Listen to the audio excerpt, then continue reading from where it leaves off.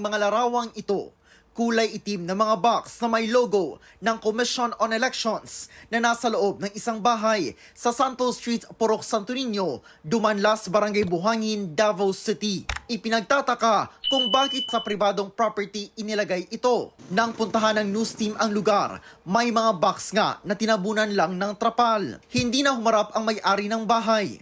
Ayon sa isang residente sa lugar, nakita nilang ibinaba ang mga box noong Sabado ng gabi, March 29, at natapos madaling araw noong Linggo, March 30. I-discarga ang mga gamit, like katong mga box na itong, tapos na siya i-seal gyapon. Pero ordinary tao lang yun ang nag-grab. Wala siya yung mga convoy, wala yung mga police. Sobra sa 10-wheeler, nga wing van. Abtan ako, isa na lang kay nag-discarga sila sa isa. Sugalit duha. Duha daw to. April 4 ng hapon nang ipablatter ito sa Davao City Police. Ayon sa kaanak ng umano'y nanalong bidder, nag-request umano sila ng assistance mula sa hindi nila binanggit na personalidad o grupo para ilagay ang mga box sa kanilang compound. Binibiripika pa ito ng kapulisan. Wala naman umanong nakipag-ugnayan sa mismong barangay. Istorya na mo, through video call, ang isa sa mga umagad sa tag-iya nga kana daw nga election paraphernalia gikan daw na sa A1 Logistics, gikan pa daw na sa Manila, sa Laguna, kuan niya by tracking. Naibulong jud mi kay kami mismo sa barangay wala jud mi nahibaloan na even the PNP dapat ang pag-storage ni ana dapat doon na ba na yung mga gikan sa COMELEC, doon na ba yung security ana arma na jud mi. Ayon kay Davao City Mayor Sebastian Baste Duterte, kailangang sagutin ng COMELEC kung bakit nasa isang bahay ang mga election paraphernalia. They have to justify, they have to kailangan nila mapakita kung bakit nila ginawa yun. Yun ang mahalaga. So, what could be their purpose kung bakit nila ginawa yun? Kailangan yung sagot nila is should be acceptable to the public, to those who are asking. Kinumpirma naman ng COMELEC Central Office sa inilabas nilang pahayag na mga COMELEC paraphernalia ang mga nakuhanan ng litrato sa isang bahay sa Davao City. Ito ay mga Starlink equipment at mga solar panel na gagamitin sa pag-transmit ng election returns at certificates of canvass. Hindi umano ito makaapekto sa pagbilang o pagbasa ng balota. Si Marcos, yari na. Naku po, patay tayo dyan, ha? Yari na ho. Yari na si Marcos dahil dumating na po si VP Sara Duterte. Yun, linawin mo banat bay. Baka mamaya kung ano na naman yan. Hindi, nililinaw po natin mga kababayan. Ha?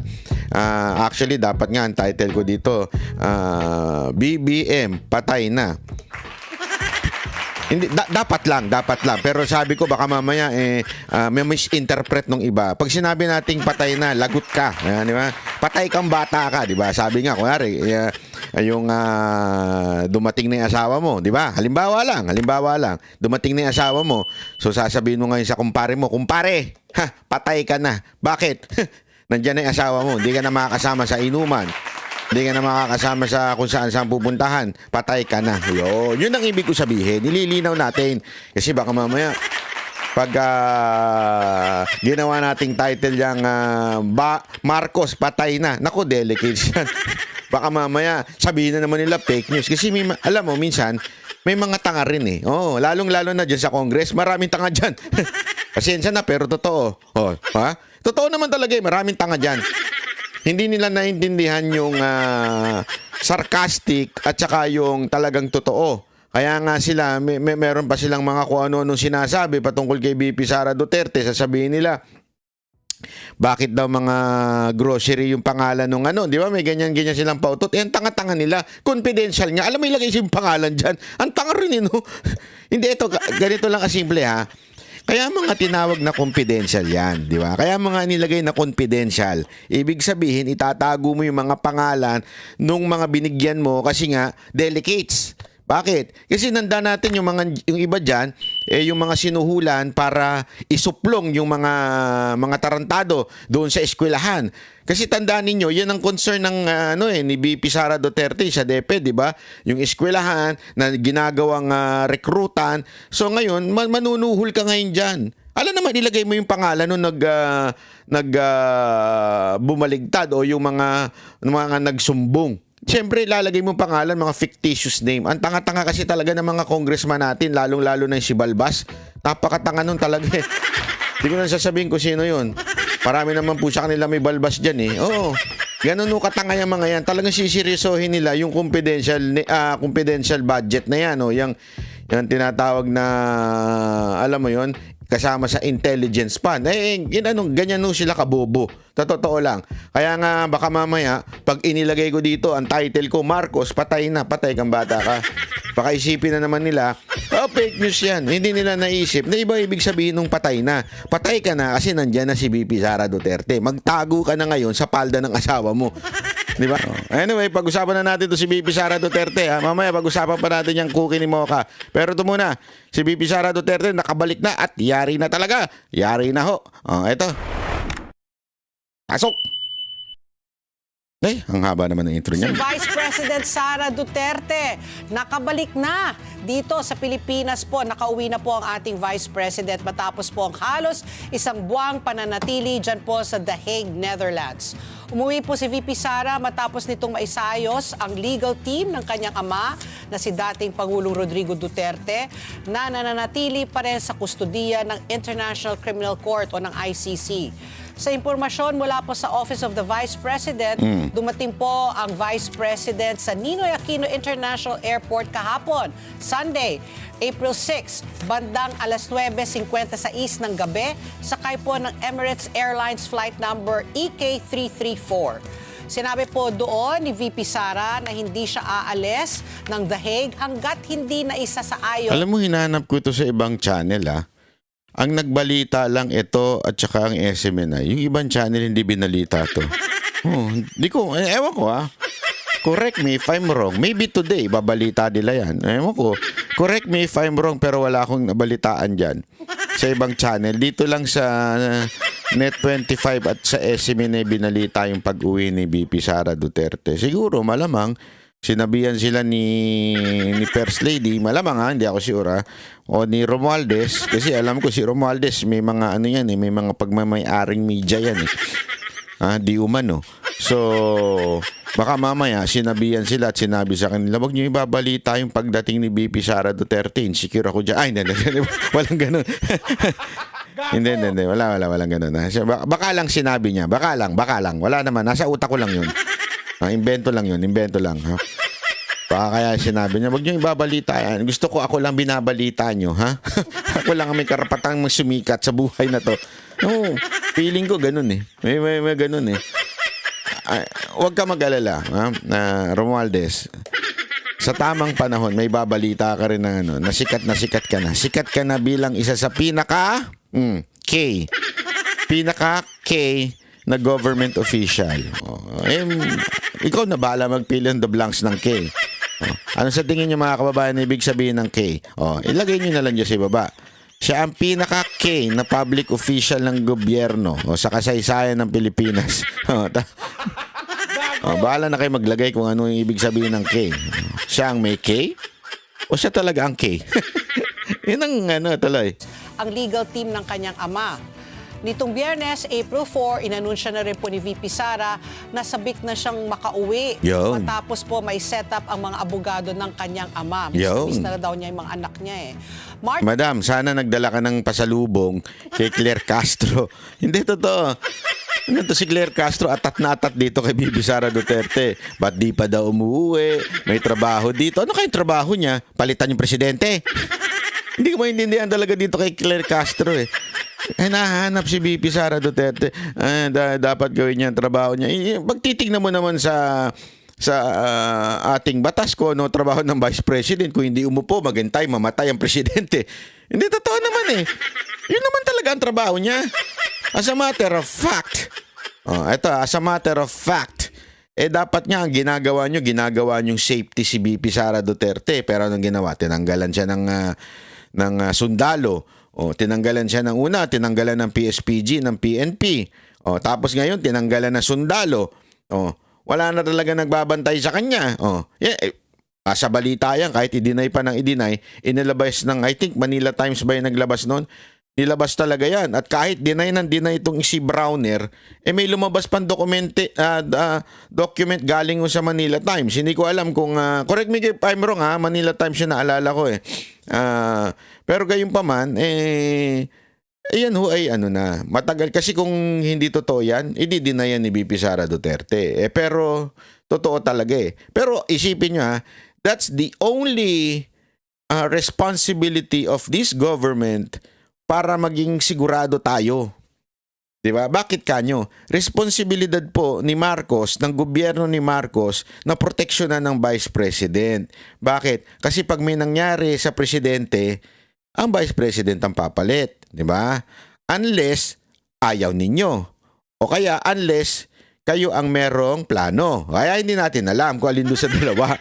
Sila kaya may plano, mawala si VP Sara Duterte? O baka naman okay lang sa kanila mawala si VP Sara Duterte dahil ang papalit ay yung bida-bida, yung Jollibee. Ano sa tingin niyo?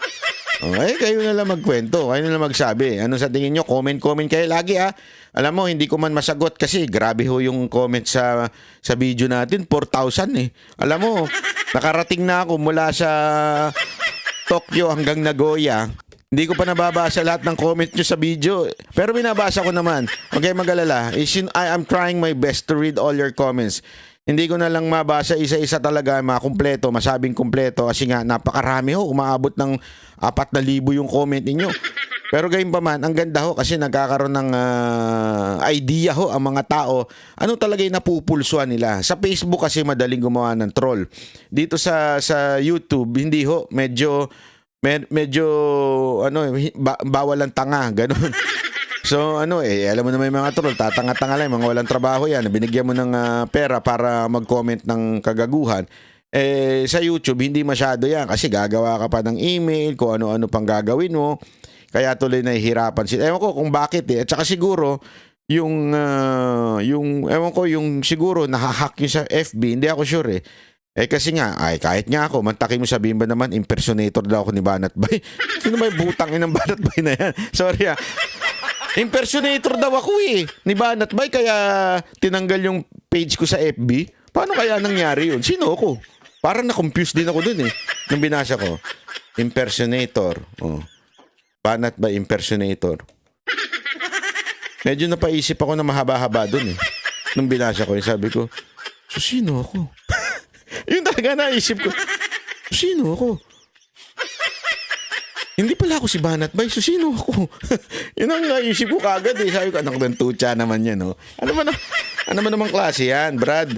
Yun nga. Yun ang nangyari. So anyway, tuloy lang natin itong balita to. 13 nang dumating po sa the Netherlands si VP Sara para tulungan ang kanyang ama. At inaasahan sa mga susunod na araw na maglalabas na po ng mga pahayag ang ating Vice President sa ilan pang mahalagang usapin na kinaharap nito ayon po sa OVP. Samantala, may option po si VP Sara kung haharap po ng personal o magpapadala lamang ng abogado sa impeachment hearing nito sa Senado. Ayon po kay Senate President Chis Escudero na tatayong presiding judge sa impeachment hearing, maaring sagutin po ni VP Sara ang mga paratang sa kanya sa arraignment ng personal o sa pamamagitan ng abogado. Paliwanag po ni Senate President Chis Escudero, obligahin lamang ang kanyang pagdalo kung kinakailangan lamang ang kanyang presensya Yun. at para kilalanin ng mga saksi ang kanyang katauhan. Yun. May karapatan din umano siyang i-waive ang kanyang pagdalo. Pero para naman ko ay Iloilo Representative Lawrence Defensor na isa sa mga prosecutor mula po sa Kamara, malaking usapin o big deal kung hindi dadalo si VP Sara sa impeachment hearing. Sa inyo lang big deal. Sa totoo lang, sa inyo lang. Alam mo kung bakit? Baka mas malaki ang bigayan pag nandun si VP Sara Duterte. Pero pag wala dun si VP Sara Duterte, medyo mababa ang bigayan. You know why? This is just an opinion. This is not a fact. This is just an opinion na baka mas malaki ang bigayan pag nandun si VP Sara Duterte. So, dapat pikunin natin si VP Sara Duterte. Kasi remember, impeachment is not a masasabi nating legal matters. Why? It's all politics. Kasi kung talagang legal matters, ito isipin nyo na mabuti ito Sino ang judge ng Senate ng impeachment? 'Di ba mga senators? Isipin niyo yan mabuti. Senators ang magiging judge. Yung mga senator nga hindi nga abogado naging judge. Hindi, isipin niyo logic says simpleng-simple. Kasi marami nagsasabi, impeachment is a political practice. Tama. Bakit? Wala namang hindi naman po yung mga senator judge. 'Di ba ho? Hindi naman po sila abogado. Yung real judge hindi sila. So anong alam niyan sa batas? So anong nangyayari dito sa impeachment? Dito sa impeachment, mapagmukha ka lang guilty, maaari ka nang husgahan ng guilty. Even if you are not really guilty. Anong meron sa impeachment? It's all about optics. It's all about perception. Ano ibig sabihin ng perception? Kasi alam mo, yung perception yung bagang halimbawa, bigyan ko kayo ng halimbawa ng perception.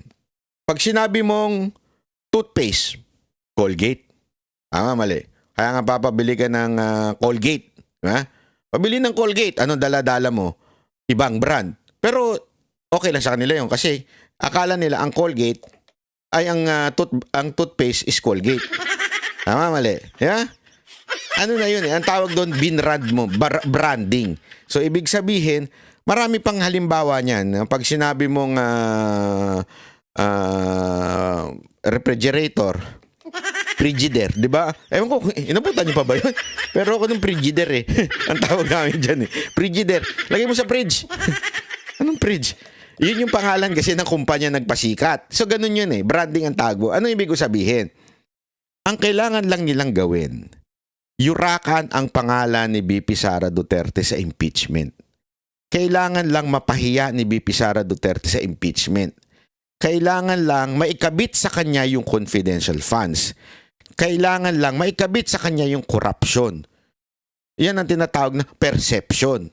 Hirap na hirap silang gawin yan. Kasi alam mo, madaling ikabit ang salitang corruption kung ang isang tao ay talagang corrupt. Pero hindi mo maikakabit yan kung walang record na corruption ng tao. Bigyan ko kayo ng halimbawa, yung ginagawang katangahan ni Trillanes. Di ba? Sa dami-dami niyang iaakusa niya sa mga Duterte ay corruption. Kung may utak nga naman itong si Trillanes, feeling ko kasi medyo nabawasan ito Kung may utak to si Trillanes, hindi korupsyon ang gagamitin mo sa mga Duterte. Ikaw ang pinakamalabong tao. Siguro pwede mo pang i-akusa yung mamamatay tao. Yan, kasi talaga namang notorious si Rodrigo Roa Duterte sa mga kriminal. Yan, pwede mo ikabit. Pero yung akusahan mo ng korupsyon, nagmumukha ka lang tanga.